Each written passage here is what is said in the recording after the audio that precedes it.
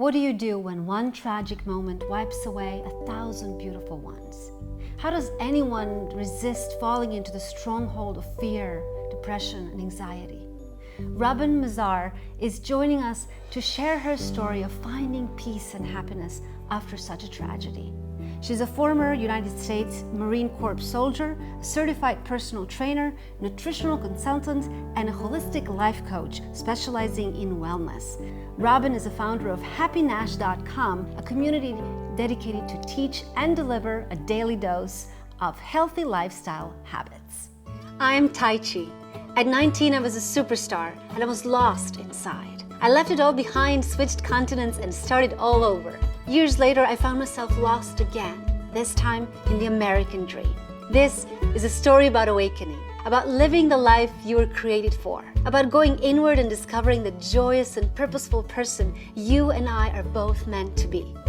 This is Waking Up in America. Robin, welcome to Waking Up in America. Thank you. So we met at a workshop that was organized by Radiant Health Institute, and you gave a talk that was really inspiring. You really came across as just generous, gentle soul. So thank you for that. Thanks for having me here today. I just love sharing my passion for nutrition and wellness with others, and I try to deliver it with love, not scare tactics. Yes, that's exactly my point. And you know what was interesting is when I explained what I do, inspire people to wake up from living somebody else's dream and embrace their own and live with purpose and joy. And you said that's good unless there's a crisis or a health issue that we're dealing with. So tell me what you meant by that. With all the experience I have in coaching and being in the wellness industry, I have noticed one common factor, especially for women, that whether it's related to health or not, it's about loving themselves and why they want to walk on that health journey, like their reason. It can't be for somebody else, it has to be for them. And a lot of times it comes down to the lack of love for themselves. And that is such a hard thing to do. You know, I think we tend to get stuck in somebody else's dream or serving those we love and losing ourselves, and then that waking up really becomes hard, and that's what you're talking about, isn't it? Yes, it is. When I meet with people, I try to get their details of their life, and I notice, like I said, love seems to be a lack for themselves, but explaining that loving yourself makes you a better mom, a better wife, a better companion, a better partner, a better employee, it just spreads happiness. When you explain it like that, it's not something selfish, because if you are loving yourself, you can give more love to others. Yes, and I can hear and I can understand it right away that where it transpires most is how we treat our bodies. That's one place where we can start easier, right? Yes. Nutrition, for instance, fuels the body. You honor your temple. But most importantly, more than nutrition, are words and thoughts and feelings, because each one of those have a chemical reaction, hormonal reaction in the body.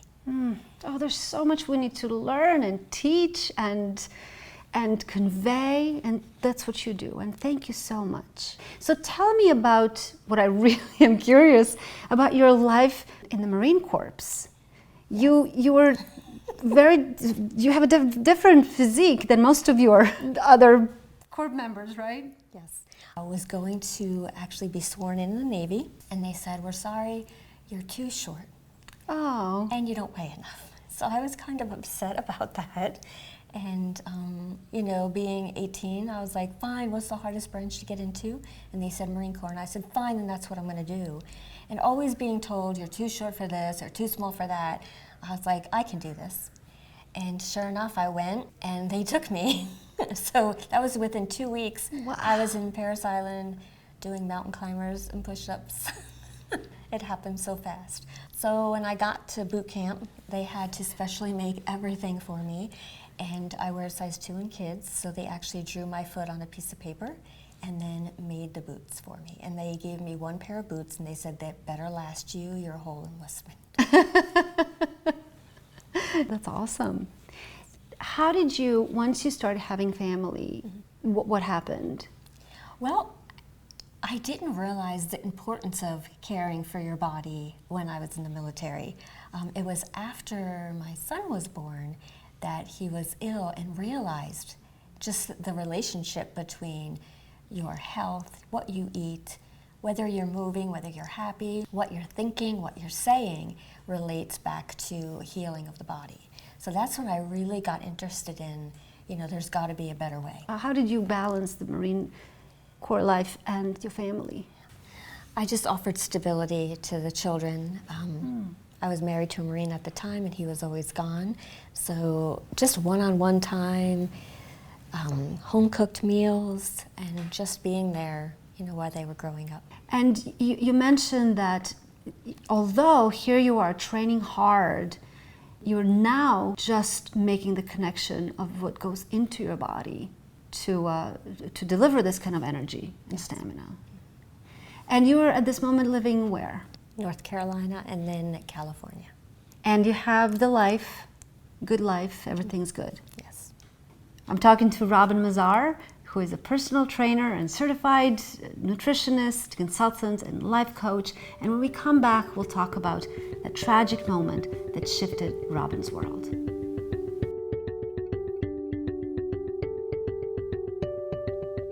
This episode was made possible by Film Your Why, helping entrepreneurs like you create videos that convey the story behind your business and engage loyal customers.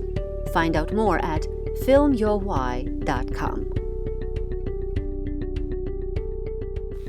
Tell us then, how did you, now you left the Marines and now you are getting into the whole wellness area. Yes, living in Chicago, my son was diagnosed with attention deficit, my daughter constantly sick, and that's when I really dove in to researching and finding alternative methods for healing the body. So I was just blessed to have an experience to work with someone wonderful where I worked for 10 years and helped thousands of people. As I was learning, I was helping others. Oh, interesting. What was some of the first breakthroughs that you learned? Okay, so the first thing I learned, it was yesterday. I learned about nutrition, about dairy and sugars, and sat through a talk and went home that night and opened up the pantry and opened up the refrigerator and started throwing everything away. And my children were 10 and 12 at the time, and I remember them just looking at me saying, "Oh my gosh, what are you doing? You're killing us." And I said, "Actually, I've been killing you. Oh, no. Now, we're going to make some changes." And it was very difficult, and I meet with a lot of people now, how do we implement this in a family? And it's, there's many ways to do it. I am the type of woman that jumps in the deep end, let's just get it done.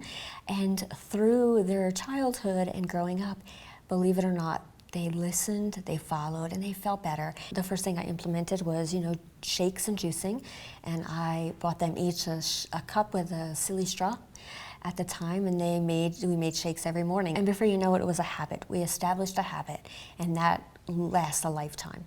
Juicing was important, so, you just start out small. Yes. And make it fun. If I sat there and say, "Oh, I'm not going to drink this green stuff," well, neither will they. Right. So we did it together.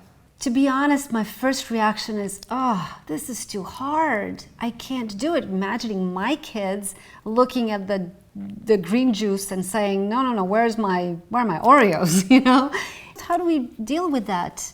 It's just a shift, small changes. You said Oreos, guess what? They make organic Oreos. Yes. So, just simple changes. You don't want to, if you stand there and say you can't do this or you can't do that, no one, yourself included, will ever want to do it. But if you start implementing healthier stuff with the things you're already doing, it makes an easier transition. Whether it's increasing your water intake, whether it's taking 3 minutes to take 3 deep breaths and breathe the way we're supposed to breathe, those are successes. And those are the things that you want to start implementing that don't take time, because that's what I hear, I don't have time, I don't have the energy, or I don't have, the funds or whatever. Right.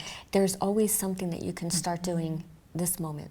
Now let's talk about that moment that shifted your world. Prior to that, loving relationships, just grateful, so grateful for being a mom, and just sharing love. I had a wonderful week with my children and grandson, and then I get a call that my son was killed. He was actually with his sister. Anthony and I drove down to Alabama to help her during her time of need, and I flew back, and he stayed to help, and she dropped him off at a bus station where he was going to help someone else, because he was such a helpful, loving person, and he was killed. Oh. What did you do? Lots of crying. But I realized right after, I was so grateful for my friends and family, especially my family were very supportive. And my fiance at the time, now husband, took me to a counselor and my daughter very next day. And I realized one thing she said, I don't remember her name, what she looked like, where I was. All I remember is she said, don't get stuck in the what ifs. What if this or what if that? And I just took that little bit of information away with me. And it took me days to process. And it's been 4 years now, I have learned to turn those what ifs into what would. Like, what would, Anthony be doing? Or what would he love to see me doing? Or what would I do to share love, whether he's here or not? He was taken from us at the age of 23, so he still had so much love to give. So you shifted from grief into life, from tragedy into being able to be grateful again. You shifted kind of like with that same intention to keep loving. And then when we talked about, when we were prepping for this, our talk, you mentioned it was important that at that moment you honored what you have and who you are and how to live. Yes. Like I said before, every thought and feeling has a reaction in the body. Caring for my body and being grateful before a tragedy definitely, helped. I'm not saying that this happened overnight. I wake up every day with a broken heart, but I take that pain that I feel and just turn it into love. So that is like the most important thing. No matter where you're at in your life, love is it's so important. And I just, this last June, instead of crying on his birthday, I wrote a long list of everything he loved to do throughout his childhood and his life, and myself and his sister and family all went and did those things in honor of him. It sounds like you really... I dove in and realized all those tears and all that crying, instead of holding it in, were just tears of love. It was sharing love. So every tear that fell from, my cheek was all about love. Not sadness, just I prayed, and I just asked for peace without understanding. When we come back, we'll find out how Robin now uses that peace without understanding, and from love helps others to heal both physically, emotionally, and spiritually.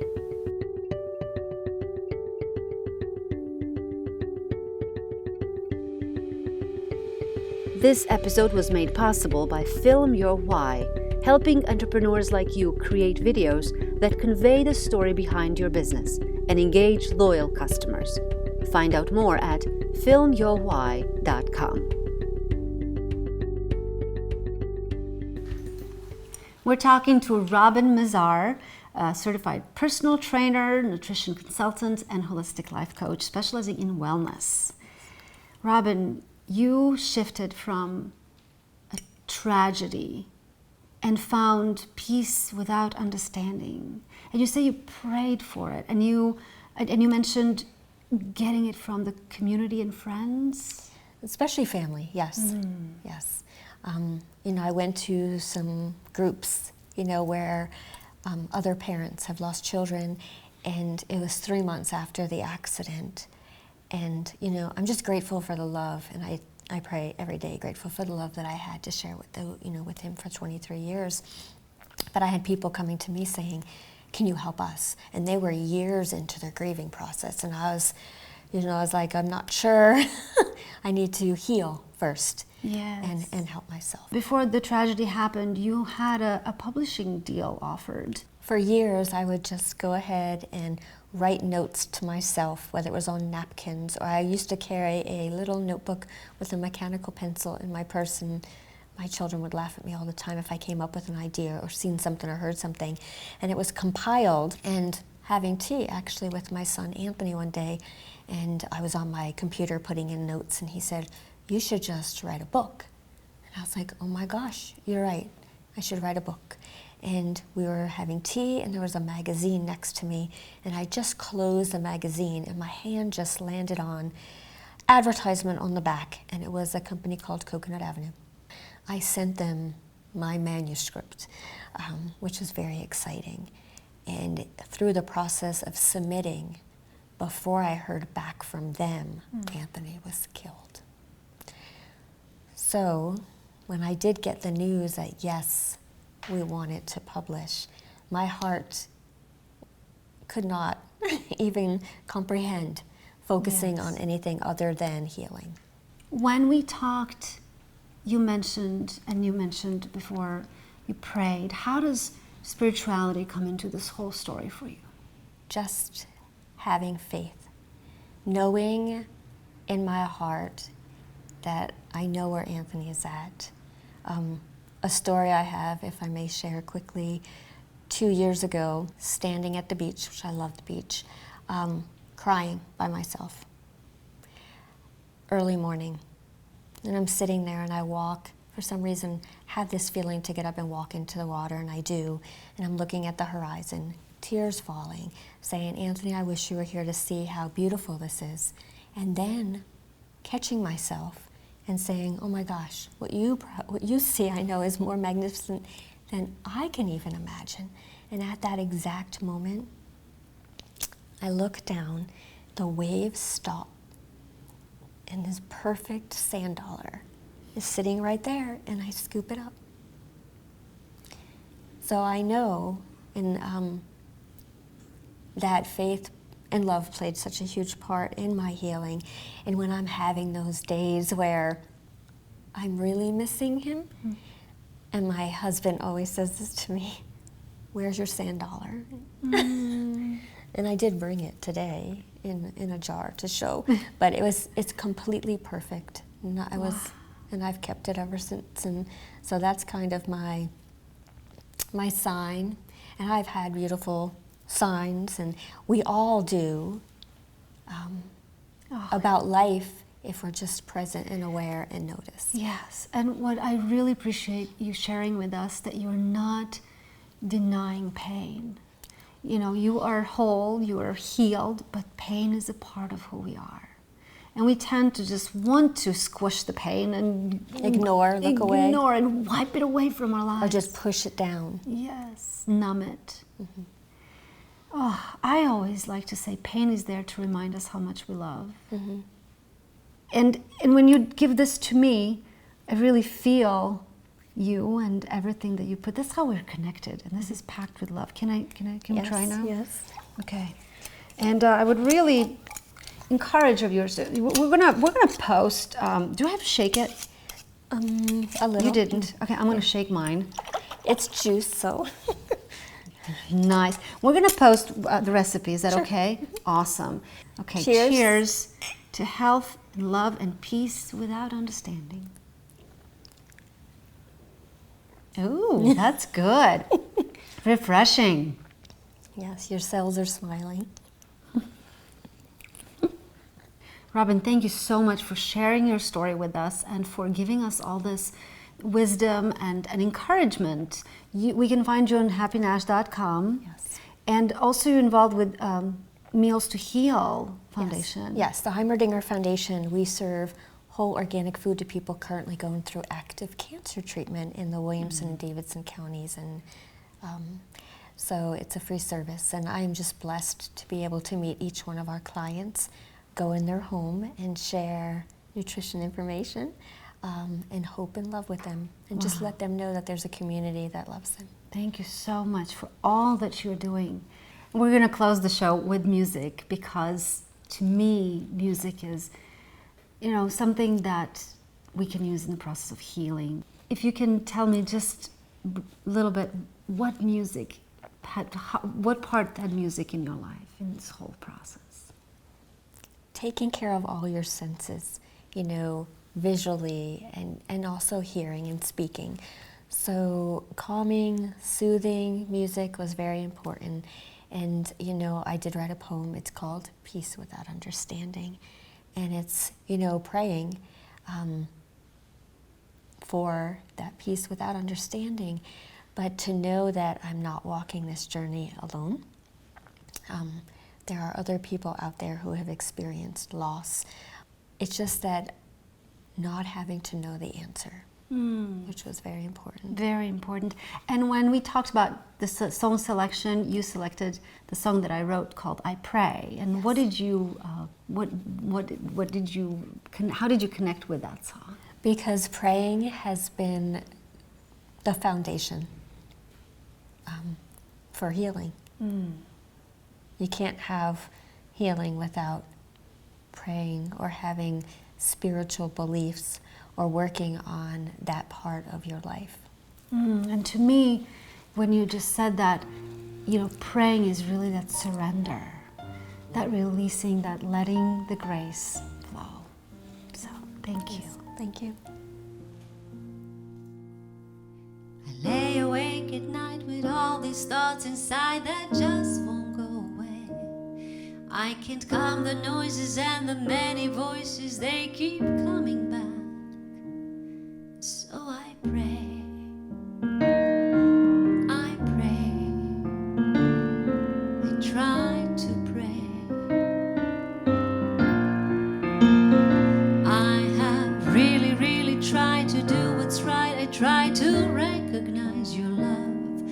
Yet you know that deep inside I have a hurting heart that won't let go of pain. Even when I pray, I try to pray.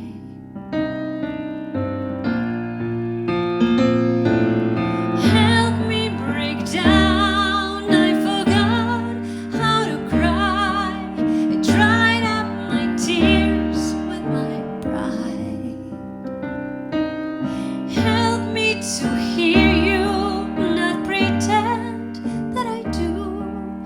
Help me to mean what I say. When I pray, I try to pray. When I pray, when I pray, I keep thinking to myself, this fight will never end. I'll always fall behind. All the things I want to do to make it up to you, it's just too much to bear. So I pray. I try to pray. I pray. I pray. I pray.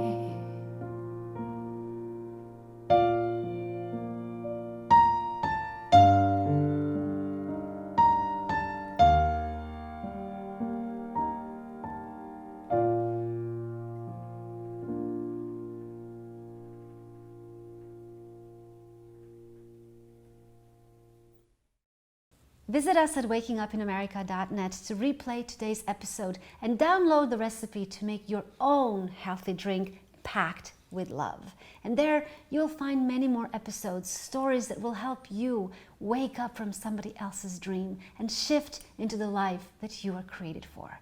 Thank you so much for watching. I'll see you next time.